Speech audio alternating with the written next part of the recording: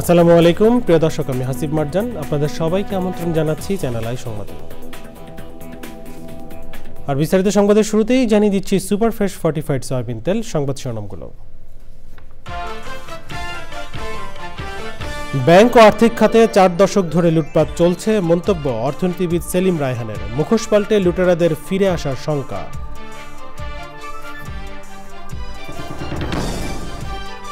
শীতকালীন সবজি আসায় বাজারে কমছে দাম, আদা, পেঁয়াজ, রসুন, চালের দাম স্থিতিশীল থাকলেও আলুতে অস্বস্তি।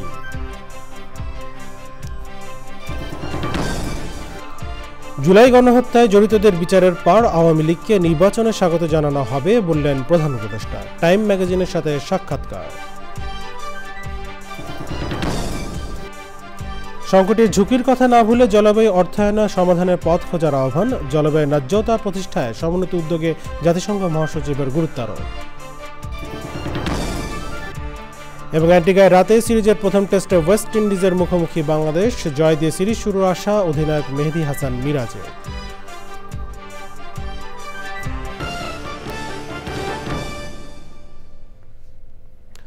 সংবাদ শিরোনামগুলো জানাচ্ছিলাম। এখনকার সংবাদ আয়োজন একই সঙ্গে চ্যানেলের ইউটিউব চ্যানেলে এবং চ্যানেলের ওটিটি প্ল্যাটফর্ম আইস্ক্রিনে লাইভ স্ট্রিম হচ্ছে। চলেছে বিস্তারিত সংবাদে। ব্যাংক তথা আর্থিক খাতের করুণ দশার জন্য কেবল গত 15 বছরের অনিয়মকে দায়ী করলে ভুল হবে, বরং 4 দশক ধরে লুটপাট এবং আইনের শাসন না থাকার পরিণতি আজকের ডুবন্ত দশা।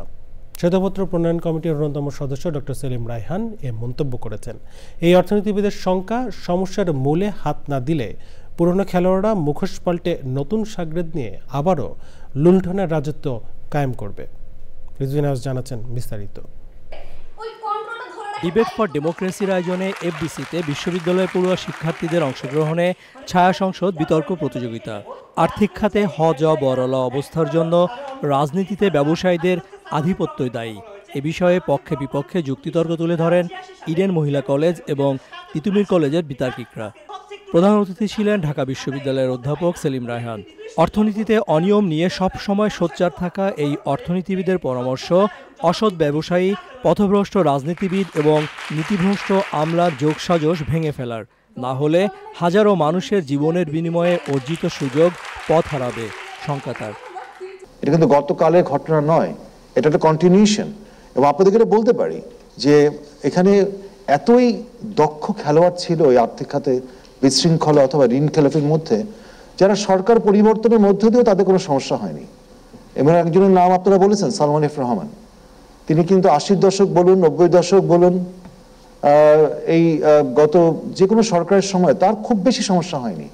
এবং বরং যত দিন গেছে উনি তার দুর্নীতি, তার প্রভাব ফুলে ফেপে বেড়েছে।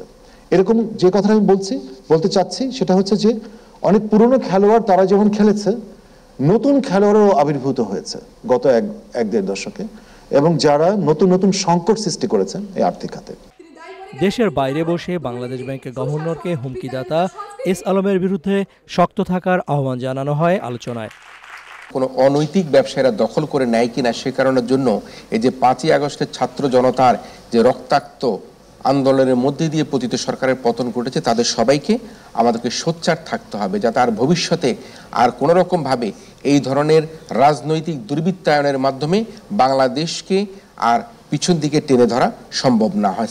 জুলাই আগস্ট বিপ্লবে শহীদ হওয়া শিক্ষার্থীদের ছবি টাকায় ছাপানোর প্রস্তাব দেন তিনি। রিজভিন আওয়াজ, চ্যানেল আই, ঢাকা।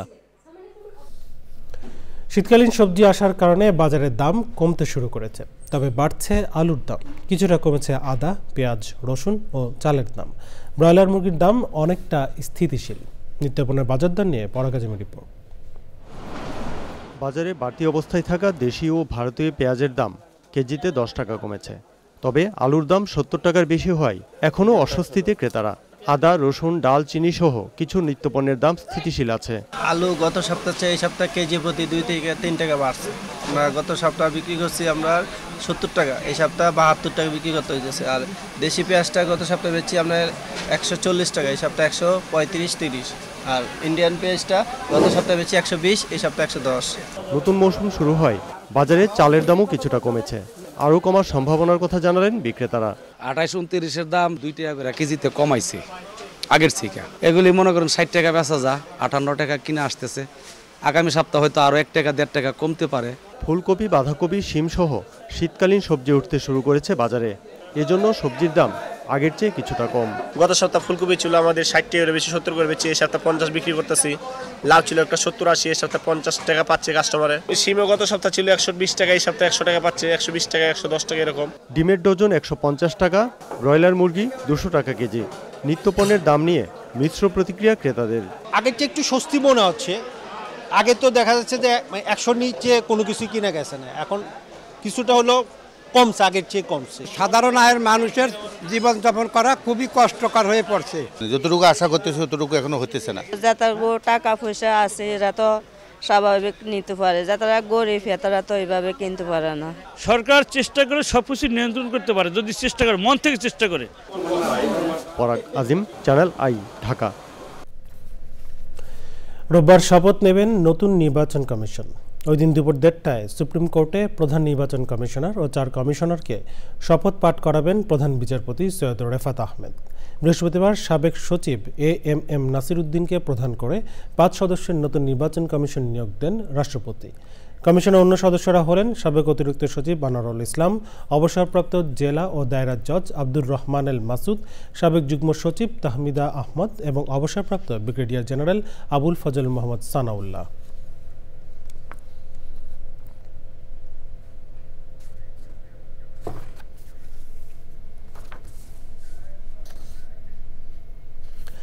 অন্তর্বর্তী সরকারের প্রধান উপদেষ্টা ডক্টর মোহাম্মদ ইউনূস বলেছেন, আগে জুলাই অগাস্টে বৈষম্য বিরোধী ছাত্র আন্দোলনের শহীদ ও আহতের ঘটনায় জড়িত আওয়ামী লীগ ও তাদের সহযোগীদের প্রত্যেকের বিচার নিশ্চিত করা হবে। তারপর আওয়ামী লীগকে নির্বাচনে প্রতিদ্বন্দ্বিতা করার জন্য স্বাগত জানানো হবে। নির্বাচন নিয়ে তাড়াহুড়ো করতে চান না জানিয়ে প্রধান উপদেষ্টা বলেন, এখনও নির্বাচনে কোনো তারিখ দেওয়া হয়নি। রিয়াজ ইসলামের রিপোর্ট। টাইম ম্যাগাজিনকে দীর্ঘ সাক্ষাৎকার দিয়েছেন প্রধান উপদেষ্টা ডক্টর মোহাম্মদ ইউনূস। জুলাই আগস্টের গণ অভ্যুত্থানে শহীদ ও আহতদের নিয়ে কথা বলার পাশাপাশি দেশকে পুনর্গঠন, আওয়ামী লীগের রাজনীতি ও নির্বাচন নিয়ে কথা বলেন তিনি। প্রধান উপদেষ্টা বলেন, বিচারে আওয়ামী লীগ ও তাদের সহযোগীরা অপরাধী প্রমাণিত না হলে নির্বাচনে অংশগ্রহণের অধিকার পাবেন। যারা অপরাধী নন তারা নির্বাচনে অংশগ্রহণের জন্য অন্যদের মতোই স্বাধীন বলে জানান তিনি। শেখ হাসিনার ভারতে আশ্রয়ের বিষয়ে ডক্টর ইউনূস বলেন, তিনি ভারতে বসে সরকারের বিরুদ্ধে অপপ্রচার চালিয়ে যাচ্ছেন। এটা অনেক সমস্যার কারণ হয়ে দাঁড়িয়েছে। সংখ্যালঘু সম্প্রদায় নিয়ে ডোনাল্ড ট্রাম্পের পোস্টের বিষয়ে ডক্টর ইউনূস বলেন, ট্রাম্পের সঙ্গে এ বিষয়ে আলোচনা হবে বলে প্রত্যাশা করেন তিনি। আওয়ামী লীগ সরকারের আমলে $1,000 কোটি পাচারের অর্থ উদ্ধারে কাজ করবেন বলে টাইম ম্যাগাজিনকে জানিয়েছেন ডক্টর মোহাম্মদ ইউনূস। রাষ্ট্র সংস্কারের কার্যক্রমের সঙ্গে মানুষের জীবন মান উন্নত করাই একমাত্র স্বৈরাচারকে ফিরে আসা রুখে দিতে পারে বলে জানান তিনি। রিয়াজ ইসলাম, চ্যানেল আই। বৈষম্যবিরোধী ছাত্র জনতার অভ্যুত্থানে আহতদের উন্নত চিকিৎসার জন্য সর্বোচ্চ চেষ্টা চলছে বলে জানিয়েছেন স্বাস্থ্য বিষয়ক কেন্দ্রীয় উপকমিটির সদস্য শাহরিয়ার মোহাম্মদ ইয়ামিন। চ্যানেল আইকে তিনি বলেন, গুরুতর আহত 5 জনকে উন্নত চিকিৎসার জন্য সিঙ্গাপুর ও থাইল্যান্ডে পাঠানো হয়েছে। পর্যায়ক্রমে অন্যদের বিষয়েও ব্যবস্থা নেওয়া হবে। শিগগিরই নিহতদের পরিবার ও আহতদের পুনর্বাসন শুরু হবে বলেও জানান তিনি। রিপোর্ট করছেন শহীদুল্লাহ রাজু। কোটা সংস্কারের দাবিতে শিক্ষার্থীদের আন্দোলন গণ অভ্যুত্থানে রূপ নেয়। শেষ পর্যন্ত পতন ঘটে শেখ হাসিনার নেতৃত্বাধীন আওয়ামী লীগ সরকারের। বৈষম্য বিরোধী ছাত্র আন্দোলনের মেডিকেল উইং এর তথ্য অনুযায়ী ছাত্র জনতার আন্দোলনে আহত হয়েছেন প্রায় 20,000, নিহত হয়েছেন 1,600 জনের বেশি। এর মধ্যে 900 জনকে শনাক্ত করা গেছে। এক চোখ ক্ষতিগ্রস্ত হয়েছে 550 জনের, আর 51 জনের 2 চোখই নষ্ট হয়ে গেছে। হাত পা হারিয়েছেন 21 জন, 13 জনের কৃত্রিম অঙ্গ প্রতিস্থাপন করা হয়েছে। স্বাস্থ্য বিষয়ক কেন্দ্রীয় উপকমিটির সদস্য শাহরিয়ার মোহাম্মদ ইয়ামিন বলেন, রায়ের বাজার বৌদ্ধভূমিতে 127টি কবর শনাক্ত করা হয়েছে। 127টা নিখোঁজ কবর শনাক্ত করা গেছে, যেটা রায়ের বাজার বৌদ্ধভূমিতে। এবং এমনও হয়েছে যে প্রত্যেকটা কবরে অন্তত 3-4টা করে লাশও আছে, যারা এই কাজ করছিলেন তাদের ভাষ্য অনুসারে। তো আমি যদি টোটাল ক্যালকুলেশনের একটা আনুমানিক যদি দাঁড় করাই, তাহলে শহীদের সংখ্যা 2,500 থেকে 3,000 প্লাস। পর্যাপ্ত চিকিৎসা সুবিধা না পাওয়ার বিষয়ে অভিযোগ ও সার্বিক অগ্রগতি সম্পর্কে জানান তিনি। জুলাই ফাউন্ডেশনের প্রথম আমরা 100 কোটি টাকা বাজেট দিয়ে শুরু করছিলাম। সো সময়ের প্রেক্ষাপটে আমরা সেটা বাড়িয়ে প্রায় 1,000 কোটি টাকার আমরা বাজেট নির্ধারণ করেছি। সো আমাদের এই আহত এবং শহীদ যোদ্ধা যারা আছেন সর্বোচ্চ সাপোর্ট এবং তারা যেন পায় সেই চেষ্টাটা জুলাই ফাউন্ডেশন করে যাচ্ছে। ছাত্র জনতার অভ্যুত্থানে আহত ও নিহতদের বিভিন্ন তথ্য ছাড়াও যে কোনো সমস্যায় জুলাই শহীদ স্মৃতি ফাউন্ডেশনের হটলাইন 16000 নম্বরে যোগাযোগ করতে বলা হয়েছে। Shahidullah Raju, channel I, Dhaka. 2023 সালে বাংলাদেশে বিদেশি বিনিয়োগ প্রায় $4 বিলিয়ন কথা বলা হলেও প্রকৃতপক্ষে তা ছিল $1 বিলিয়ন নিচে। বিনিয়োগ উন্নয়ন কর্তৃপক্ষ বিডার নতুন চেয়ারম্যান একথা জানিয়েছেন। বিনিয়োগ না আসার পেছনে দুর্নীতিসহ 5টি সমস্যাকে চিহ্নিত করে কাজ শুরু করেছেন তিনি। বর্তমানে রাজনৈতিক ঝুঁকি কমে যাওয়া, বৈদেশিক মুদ্রার বিনিময়ে হার ও রিজার্ভ স্থিতিশীল থাকা এবং লাইসেন্স সহজীকরণের উদ্যোগ নেওয়ায় বিনিয়োগ বৃদ্ধির সম্ভাবনা দেখছে বিডার। আরও জানাচ্ছেন পরাগ আজিম।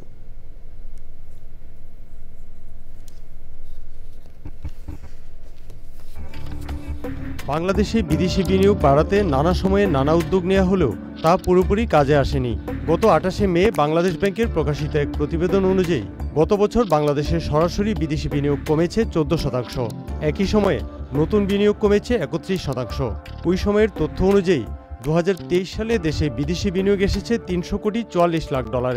তবে এই অঙ্কের চেয়েও আসলে বিদেশি বিনিয়োগ অনেক কম, বলছে বিনিয়োগ উন্নয়ন কর্তৃপক্ষ বিডা। দেশে যে বিদেশি বিনিয়োগ যথেষ্ট পরিমাণ আসেনি এটা তো খুবই ক্লিয়ার। ইনফ্যাক্ট আমরা যদি গত বছর ফর এক্সাম্পল গত বছর $4 বিলিয়ন এফডিআই আমরা বলছি হয়েছে, বাট সেটাকেও আপনি যদি ব্রেকডাউন করেন অ্যাকচুয়াল ইকুইটি ইনভেস্টমেন্ট যেটাকে আমরা একদম কোর এফডিআই বলি সেটা সংখ্যা কিন্তু $1 বিলিয়নেরও নিচে।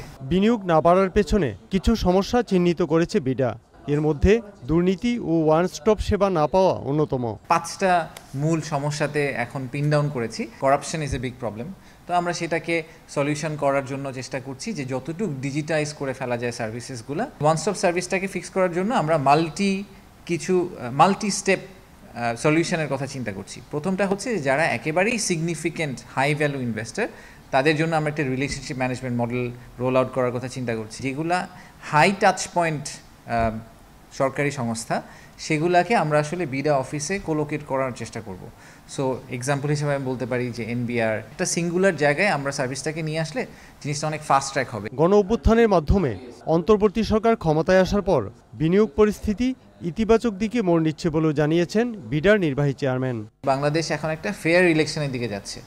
সময়সীমাটা জানতে পারলেই ওনারা মোটামুটি এই ব্যাপারটা নিয়ে স্যাটিসফাইড হবেন। এফএক্স রিজার্ভ নিয়ে যে কমপ্লেনটা অনেক ইনভেস্টারের ছিল বা যে ভয়টা ছিল বা ফরেন কারেন্সি এক্সচেঞ্জ রেট নিয়ে যে ভয়গুলো ছিল সেগুলো কিন্তু এখন একটু স্টেবিলিটিতে চলে এসেছে।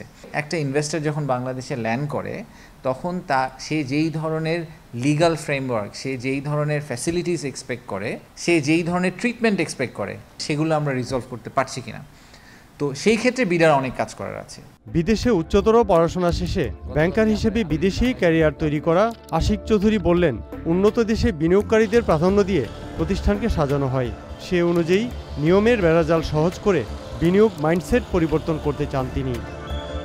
পরাগ আজিম, চ্যানেল আই, ঢাকা। বৈষম্য বিরোধী ছাত্র আন্দোলনের 18 সদস্য বিশিষ্ট কেন্দ্রীয় নির্বাহী কমিটি ঘোষণা করা হয়েছে। এছাড়া পদাধিকার বলে বৈষম্য বিরোধী ছাত্র আন্দোলনের আহ্বায়ক, সদস্য সচিব, মুখ্য সংগঠক ও মুখপাত্র এ কমিটির সদস্য থাকবেন। রাতে বৈষম্য বিরোধী ছাত্র আন্দোলনের পক্ষ থেকে গণমাধ্যমে পাঠানো বিজ্ঞপ্তিতে তথ্য জানানো হয়।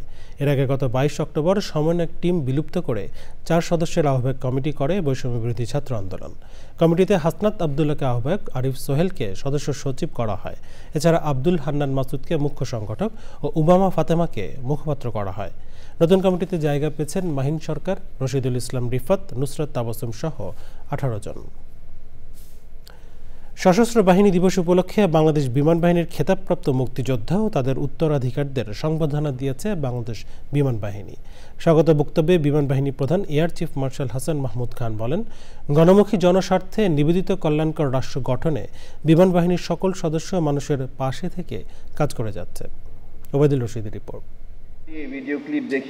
রাজধানীর শাহীন হলে সশস্ত্র বাহিনী দিবস উপলক্ষে বাংলাদেশ বিমান বাহিনীর খেতাবপ্রাপ্ত মুক্তিযোদ্ধা ও তাদের উত্তরাধিকারদের সংবর্ধনা অনুষ্ঠানে মহান মুক্তিযুদ্ধে বিমান বাহিনীর সদস্যদের বীরোচিত অবদান নিয়ে নির্মিত ডকুমেন্টারি প্রদর্শন করা হয়, যেখানে দেখানো হয় মাত্র 3টি হেলিকপ্টার ও বিমান নিয়ে গঠিত কিলো ফ্লাইটের সদস্যরা কিভাবে দুঃসাহসিক অভিযান চালিয়ে বিজয় ত্বরান্বিত করেছিলেন।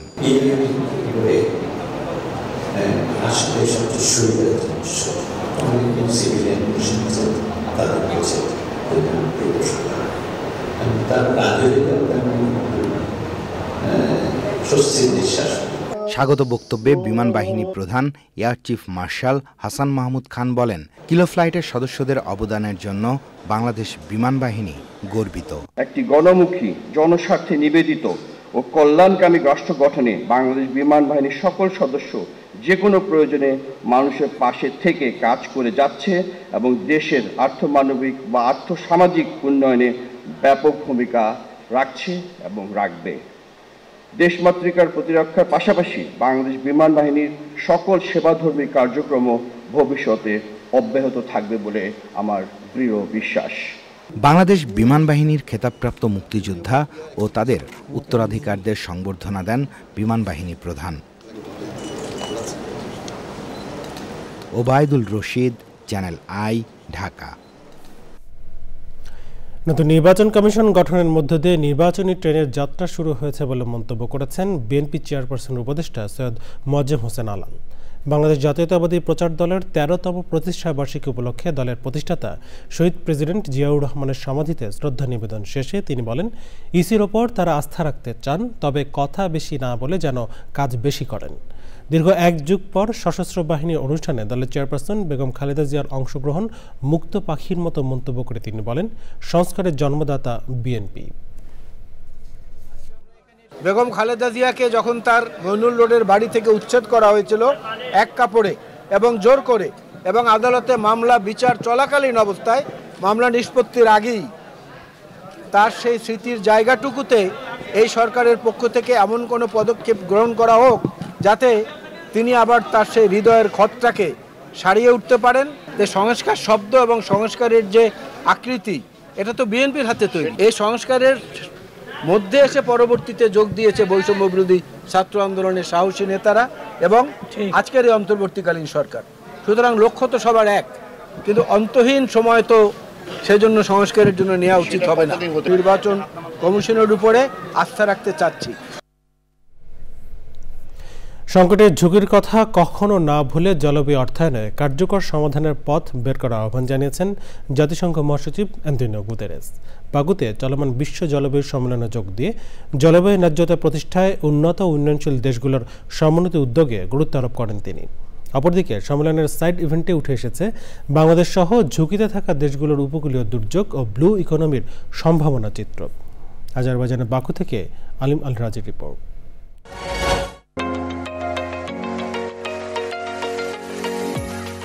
জলবায়ু অভিঘাত ও মানবসৃষ্ট দুর্যোগে থুকছে ধরিত্রী। সংকট থেকে উত্তরণে শুরু হওয়া জাতিসংঘ বিশ্ব জলবায়ু সম্মেলনের 29তম আসরেও পর্দানামার ক্ষণ ঘনিয়ে আসছে।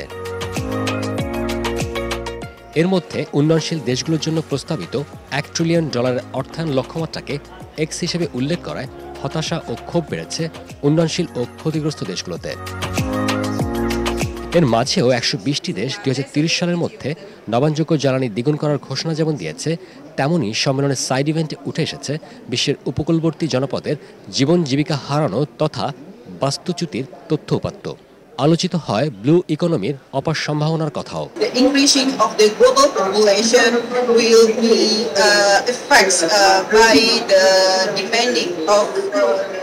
For the food, the current land-based food production system unable to fully meet the nutrition needs of the growing population due to the land capacity limitations. Ocean acidification is the new phenomenon started with the rise of the global temperature. Sea acidification actually causes the loss of the biodiversity. That means that impacted the livelihood of the dependent community on the coastal resources. অচলাবস্থা কাটাতে সব পক্ষকে ইতিবাচক ও গঠনমূলক ভূমিকা নেওয়ার আহ্বান জানানো হয়। 2025-এর পর থেকে যে প্রতি বছর কী পরিমাণ ক্লাইমেট ফাইন্যান্স মোবিলাইজ হবে এবং সেটা পরবর্তীতে ডেভেলপিং কান্ট্রিকে ডিস্ট্রিবিউট করা হবে, সেইটা এখনও সেট করা সম্ভব হয়নি এবং একটা রেঞ্জ নিয়ে আলোচনা হচ্ছে যে প্রতি বছর 300 বিলিয়ন থেকে 1 ট্রিলিয়ন এর মধ্যে রেঞ্জ নিয়ে আলোচনা হচ্ছে, তবে একমত হওয়া সম্ভব হয়নি। ক্লাইমেট চেঞ্জ কনফারেন্সের একেবারে শেষের দিকে এসেছি, এর মধ্যে ড্রাফট ইস্যু হয়ে গেছে, এখন যা নিয়ে জোর আলোচনা চলছে, নেগোসিয়েশন চলছে। এই ব্লু জোনের পাশাপাশি গ্রিন জোনেও কিন্তু নানা সাইড ইভেন্ট হচ্ছে এবং নানা বিষয় নিয়ে কথা হচ্ছে। আসলে আমরা ক্লাইমেট চেঞ্জের যে প্রভাব, সেই প্রভাবের কারণে কিন্তু আমরা কোস্টাল এরিয়াতে আমরা অনেক কিছু হারিয়ে ফেলছি এবং যারা কোস্টাল বেল্টে বসবাস করে তাদের মধ্যে প্রায় 17 মিলিয়ন জেলে অথবা যারা ওখানে থাকে তারা কিন্তু সেখান থেকে বাস্তুচ্যুত হয়েছে, তারা ঘরবাড়ি হারিয়েছে।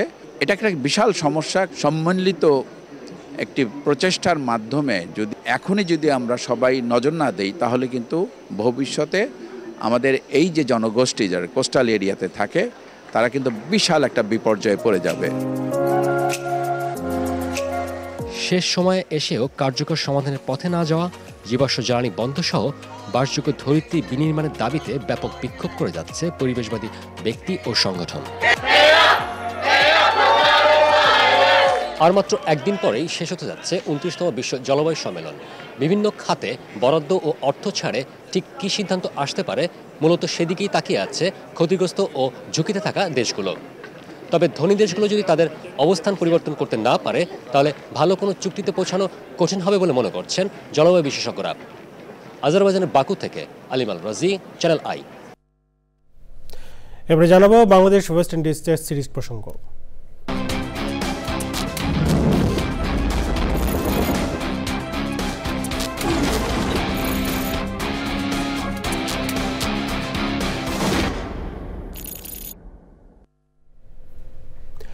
দুই ম্যাচ টেস্ট সিরিজের প্রথম ম্যাচে স্বাগতিক ওয়েস্ট ইন্ডিজের বিপক্ষে মাঠে নামবে বাংলাদেশ। অ্যান্টিগার ভিভিয়ান রিচার্ডস স্টেডিয়ামে বল মাঠে করাবে আজ বাংলাদেশ সময় রাত 8টায়। মেহেদী হাসান মিরাজের নেতৃত্বে মাঠে নামবে নতুন বাংলাদেশ। 18 বছরের মধ্যে এই প্রথম টাইগারে খেলতে নামবে পঞ্চপাণ্ডবের কাউকে ছাড়া। এদিকে ম্যাচের আগের দিনই 4 পেসার নিয়ে আনুষ্ঠানিকভাবে একাদশ ঘোষণা করেছে ওয়েস্ট ইন্ডিজ। পূর্ণাঙ্গ সফরে ওয়েস্ট ইন্ডিজে গিয়ে প্রায় 1 সপ্তাহ অনুশীলন করেছে টিম টাইগার্স। দুদিনের প্রস্তুতি ম্যাচও খেলেছে তারা। অধিনায়ক মেহেদী হাসান মিরাজ জয় দিয়ে সিরিজ শুরু করতে চান। ম্যাচের 5 দিনই রয়েছে বৃষ্টির সম্ভাবনা।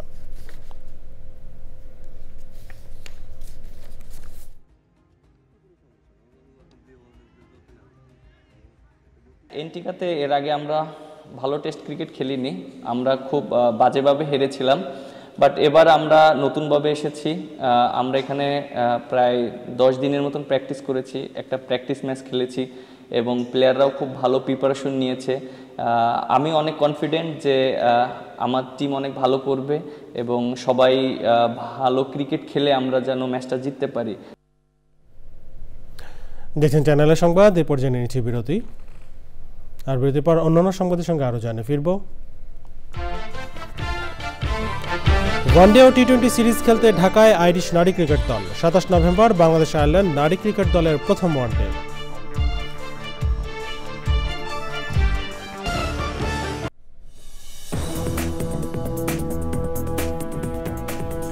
ফিরে এলাম বিরতির পর। স্বাগত আর একবার চ্যানেল আই সংবাদে।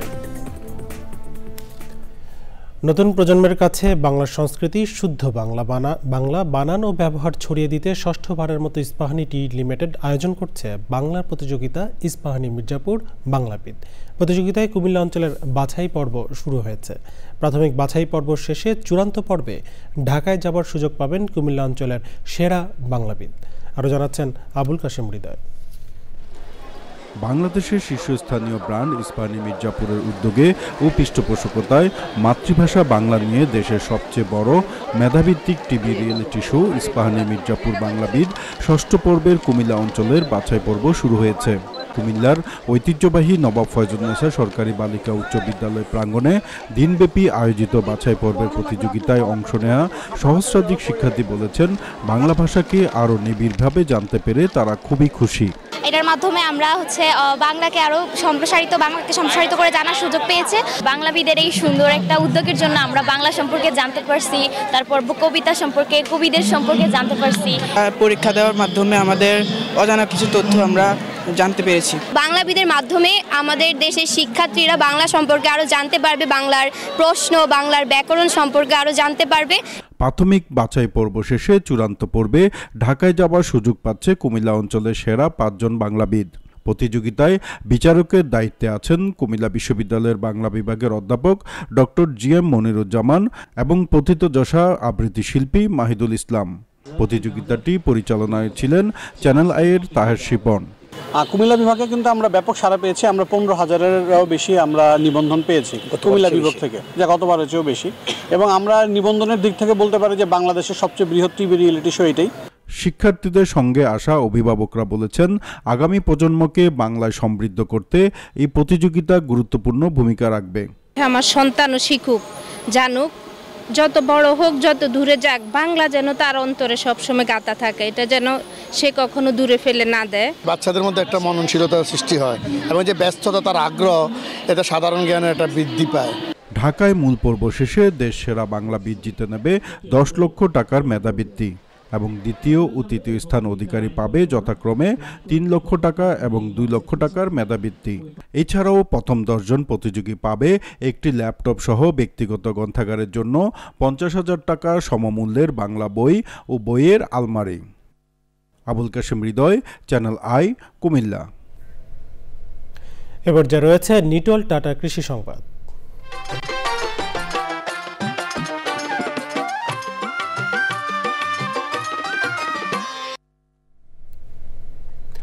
গাইবান্ধে এবছরও মুড়ি কাটা পেঁয়াজের চাষ বৃদ্ধি পেয়েছে।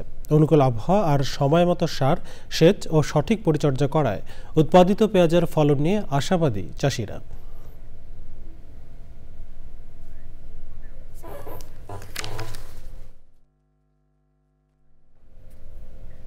এখন দেখবেন প্রকৃতি সংবাদ।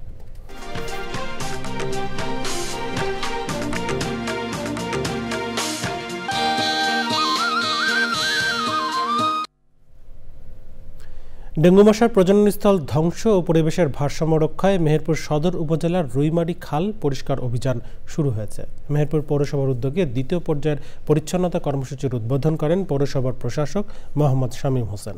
সে সময় অতিরিক্ত জেলা প্রশাসক তাজ ওয়াকার, আকরাম সাকাপি, ইবনে সাজ্জাদ সহ বিশিষ্টজনেরা উপস্থিত ছিলেন। কর্মসূচি আওতায় মোট 1700 মিটার খাল পরিষ্কার করা হবে। পানির প্রবাহ স্বাভাবিক রাখা এবং দেশীয় প্রজাতির মাছ সংরক্ষণে জেলার সব খালে পরিচ্ছন্নতা অভিযানের কথা জানিয়েছেন পৌর প্রশাসক।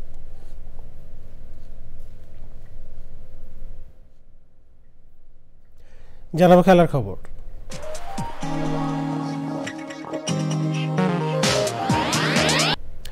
সংবাদ শেষ করবো, তবে যাওয়ার আগে সুপারফ্রেশ ফর্টিফাইড সয়াবিন তেল সংবাদ শিরোনামগুলো জানিয়ে দিচ্ছে আরও একবার। ব্যাংক ও আর্থিক খাতে 4 দশক ধরে লুটপাট চলছে, মন্তব্য অর্থনীতিবিদ সেলিম রায়হানের। মুখোশ পাল্টে লুটেরাদের ফিরে আসার শঙ্কা।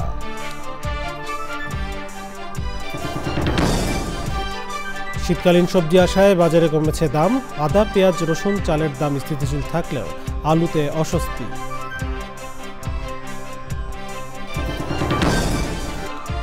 জুলাই গণহত্যায় জড়িতদের বিচারের পর আওয়ামী লীগকে নির্বাচনে স্বাগত জানানো হবে বললেন প্রধান উপদেষ্টা। টাইম ম্যাগাজিনের সাথে সাক্ষাৎকার। সংকটের ঝুঁকির কথা না ভুলে জলবায়ু অর্থায়নের সমাধানের পথ খোঁজার আহ্বান। জলবায়ু ন্যায্যতা প্রতিষ্ঠায় সমন্বিত উদ্যোগে জাতিসংঘ মহাসচিবের গুরুত্বারোপ। এবং অ্যান্টিগায় রাতে সিরিজের প্রথম টেস্টে ওয়েস্ট ইন্ডিজের মুখোমুখি বাংলাদেশ। জয় দিয়ে সিরিজ শুরুর আশা অধিনায়ক মেহেদী হাসান মিরাজের।